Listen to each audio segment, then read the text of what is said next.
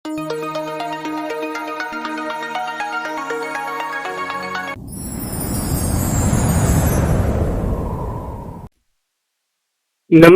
ગુજરાતના અધિકારી મિત્રો, આજે આપણે જોવાના છે 3 ઓક્ટોબર 2025 નું મોસ્ટ ઇમ્પોર્ટન્ટ કરંટ અફેર્સ.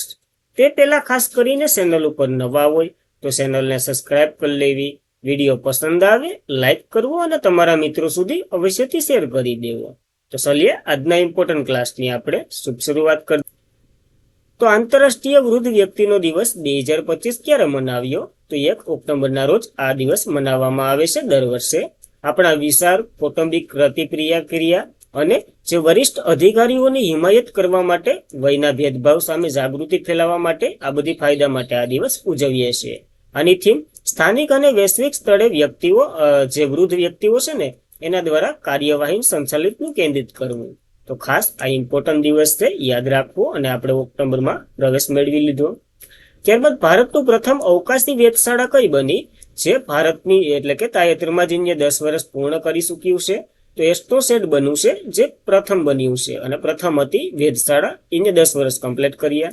તો ભારતની પ્રથમ સમર્પિત અવકાશી ખગોળીય શાસ્ત્રીય વેધશાળા એસ્ટ્રોસેટ, જેની કામગીરીને 1 દાયકો પૂર્ણ થયો.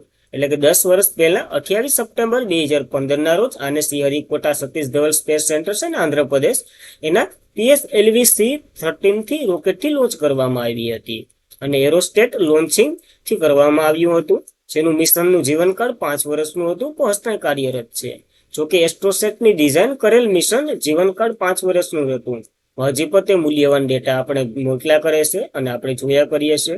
તો ખાસ ઇમ્પોર્ટન્ટ થાય છે આનું કાર્ય. તો કે અવકાશના પદાર્થનો અભ્યાસ કરવો, જે અવકાશના નવા એક્સરે સ્ત્રોત શોધવું, ન્યુટ્રલ તારાઓ, ચુંબકીય ક્ષેત્ર વગેરેનો અભ્યાસ કરવાનું આનું કાર્ય છે. તો ભારતનું પ્રથમ હતું એટલા માટે ઇમ્પોર્ટન્ટ છે. ત્યારબાદ બાલોદ જિલ્લો કયા રાજ્યમાં આવેલો છે? જેને ભારતનો પ્રથમ સત્તાવાર રીતે બાળ લગ્ન મુક્ત જિલ્લો જાહેર કરવામાં આવ્યો છે. તો છત્તીસગઢમાં જ છે અને હમણાં એક પંચાયતને આપણે બાળ મુક્ત કરી હતી છત્તીસગઢની જ. તો સામાજિક સુધારણા માટે એક ઐતિહાસિક સીમાસી છત્તીસગઢના બાલોદ જિલ્લાને સત્તાવાર રીતે ભારતનો પ્રથમ બાળ લગ્ન મુક્ત જિલ્લો જાહેર કરવામાં આવ્યો છે. આ માન્યતા 27 ઓગસ્ટ 2024 રોજ દેશભરમાં કરાયેલ બાળ લગ્ન મુક્ત ભારત અભિયાન હેઠળ મેળવવામાં આવી છે. આ સિદ્ધિ છત્તીસગઢ રાજ્યએ 2028-29 ભારતને લગ્ન મુક્ત એટલે કે બાળ લગ્ન મુક્ત જાહેર કરવાનું લક્ષ્ય પર રાખ્યું છે. લગ્ન મુક્ત નહીં, બાળ લગ્ન મુક્ત, તો એ પણ યાદ રાખવું. અને તાજેતરમાં છત્તીસગઢનું સૂરજપુર ગ્રામ પંચાયત છે ને, એને બાળ લગ્ન ગ્રામ પંચાયત જાહેર કરવામાં આવી હતી. તો આ બંને યાદ રાખવા. ત્યારબાદ ભારત અને કયા દેશ વચ્ચે પ્રથમ ક્રોસ બોર્ડર રેલવે લિંક સ્થાપિત કરવા માટે MOU થયા છે? તો ભારત અને ભૂતાન વચ્ચે MOU થયા છે, જોઈ લઈએ. તો ભારત અને ભૂતાન વચ્ચે રેલવે લિંક સ્થાપિત કરવા માટે આંતરરાષ્ટ્રીય એટલે કે આંતર સરકારીય સમજૂતી કરાર પર હસ્તાક્ષર થયા છે.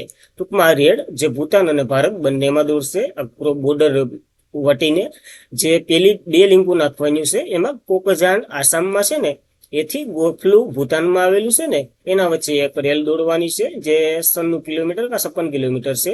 ક્યારે કિલોમીટર યાદ નહીં રાખવાના. ત્યારબાદ પશ્ચિમ બંગાળનું બનાહાટ છે અને ભૂતાનનું સત્યમ છે, એ બંનેને જોડતી જે લિંક પ્રથમ છે. આ એટલા માટે કારણ કે ભારતે અત્યાર સુધી ક્યાંય બાંગ્લાદેશમાં હરી નથી પુગાડી, એટલે કે રેલવે લિંક નથી પુગાડી, કે પાકિસ્તાનમાં નથી પુગાડી, કોઈના પાડોમાં ક્યાંય નથી પુગાડી. આ ભૂતાનમાં પહેલી વાર પુગાડી રહી છે, તો ઇમ્પોર્ટન્ટ છે.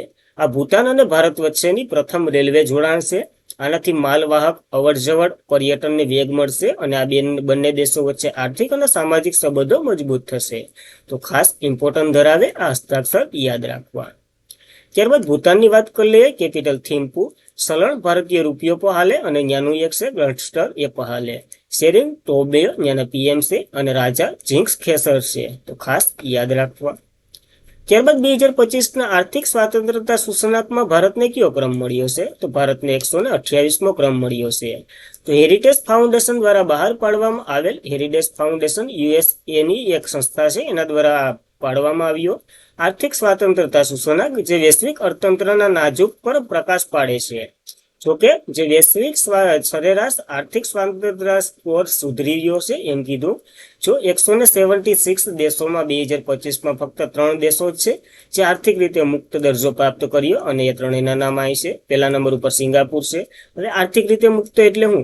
તો કે તમે એક ધંધો સ્થાપિત કરવાના છે. હવે એમાં એટલા બધી લાયસન્સના ને બધીને એવા બધી ફજીતા હોય ને, સ્વાતંત્રતાના તમારા એ બધી ફજીતાઓ નો થાય ને, એ અહીં સિંગાપુરમાં તમારે ઉદ્યોગ નાખવો હોય ને તો અહીંયા નાખી જ દેવાનો. અહીંયા સરકારની પરવાનગી એવું કઈ છે જ નહીં.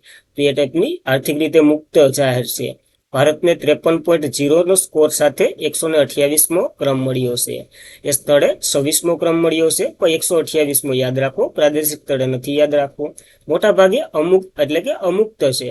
ભારતમાં ખબર છે ને અમુક્ત છે, કારણ કે ભારતમાં કર ને એ બધી એટલા ટાઈપના છે ને કે તમારે ઉદ્યોગ નાખવો હોય તો એક વિશાળ થાય. એના માટે અર્થવ્યવસ્થા વિશ્વની 5મી સૌથી મોટી અર્થવ્યવસ્થા હોવા છતાં પણ આ છે ને આ શ્રેણીમાં મૂકવામાં આવ્યું છે ભારતને, મોટા ભાગના અમુક્ત શ્રેણીમાં. તો એ પણ યાદ રાખવું.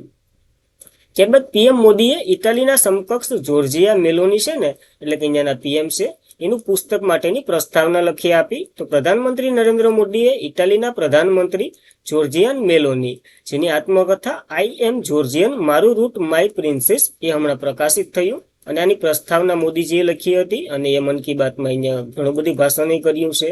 તો ખાસ ઇમ્પોર્ટન્ટ સરસામાં રહેલું પુસ્તક છે, યાદ રાખવું. ત્યારબાદ આઈસીસી ક્રિકેટ વર્લ્ડ કપ 2025 દરમિયાન બાળકો માટે સમાનતાની તકોને પ્રોત્સાહન આપવા માટે આઈસીસી અને યુનિસેફ દ્વારા શરૂ કરાયેલ અભિયાનનું નામ શું છે? તો પ્રોમિસ ટુ ચિલ્ડ્રન આ અભિયાનનું નામ છે. જોઈ લઈએ આના વિશે. તો આંતરરાષ્ટ્રીય ક્રિકેટ પરિષદ અને United national international children fund, જેની આઈસીસી મહિલા ક્રિકેટ વર્લ્ડ કપ 2025નું દરમિયાન બાળકો માટે વસંત ડિજિટલ અભિયાન શરૂ કર્યું. ટૂંકમાં પ્રોમિસ ટુ ચિલ્ડ્રન્સ નામનું. અને આ અભિયાન ક્રિકેટના ચાહકો, ખેલાડીઓ અને પ્રેક્ષકો બધા બાળકો માટે છે. ખાસ કરીને સૌથી સંવેદનશીલ લોકો જે સમાન તકો માટે પ્રતિબિંબ વિનંતી કરે એના માટે છે.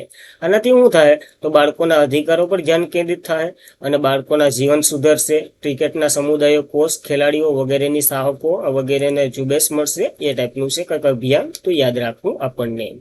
ત્યારબાદ આ મહિલા ક્રિકેટ વર્લ્ડ કપ દરમિયાન લોન્ચ થયું 2025, 13મી આવૃત્તિ ચાલી રહી હતી. 30 સપ્ટેમ્બરથી 2 નવેમ્બર 2025 દરમિયાન યજમાન ભારત અને શ્રીલંકા છે. આપણને ખ્યાલ છે, કારણ કે જે પાકિસ્તાનના મેચો છે એ બધી શ્રીલંકામાં રમવાના છે.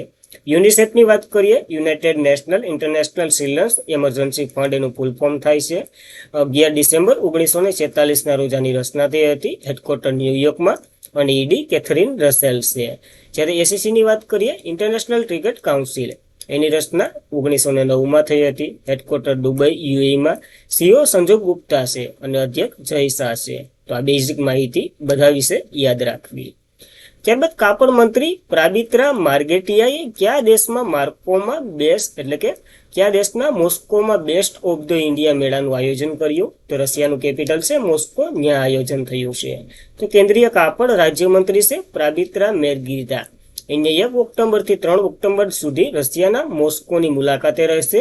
અને આ મંત્રીએ ત્યાં મોસ્કોમાં best of the Indian apparel and textile ફેરનું એ ઉદ્ઘાટન કર્યું. ટૂંકમાં એક મેળાનું ઉદ્ઘાટન કર્યું. તો ઇમ્પોર્ટન્ટ.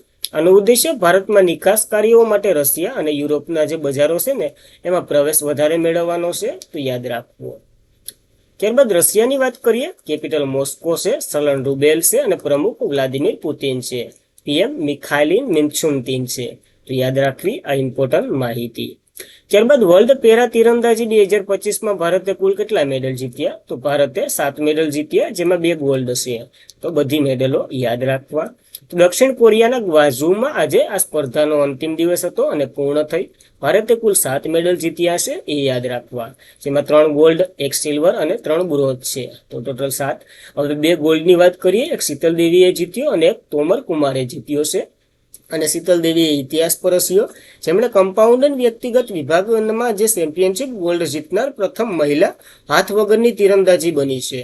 તો ખાસ ઇમ્પોર્ટન્ટ ધરાવે શીતલ દેવી, જે જમ્મુ કાશ્મીરથી બિલોંગ કરે છે અને ઇમ્પોર્ટન્ટ છે, યાદ રાખવા. ત્યારબાદ just right for children's report મુજબ કયા રાજ્યના છોકરીઓમાં બાળ લગ્નમાં સૌથી વધુ ઘટાડો જોવા મળ્યો છે? તો આસામમાં સૌથી વધુ ઘટાડો જોવા મળ્યો છે. હા, એમ જ છે. તો New York UN general assembly side ઇવેન્ટની ટ્રિપિક .20 એવિયન ટૂડ સાયલન્ટ મેરેજ ફ્રી ઇન્ડિયા રિપોર્ટ બહાર પાડવામાં આવ્યો છે. અને છોકરીઓમાં બાળ લગ્નમાં 84% ઘટાડો, જેમાં આસામમાં સૌથી આગળ છે. એટલે કે ટૂંકમાં આસામમાં સૌથી વધારે ઘટાડો થયો છે. ત્યારબાદ મહારાષ્ટ્ર અને બિહાર છે. ગુજરાતનું ક્યાંય નથી, કારણ કે ગુજરાતમાં મેરેટ બાળ લગ્ન બહુ ઓછા થાય, જે થાય એ દક્ષિણમાં થાય અને એ ગણવામાં નથી આવતા. બાંધવગઢ ટાઈગર રિઝર્વમાં વાત કરીએ, હાથીઓ પર નજર રાખવા માટે એક એપ લોન્ચ કરવામાં આવી, ગજરાક્ષમ એનું નામ છે.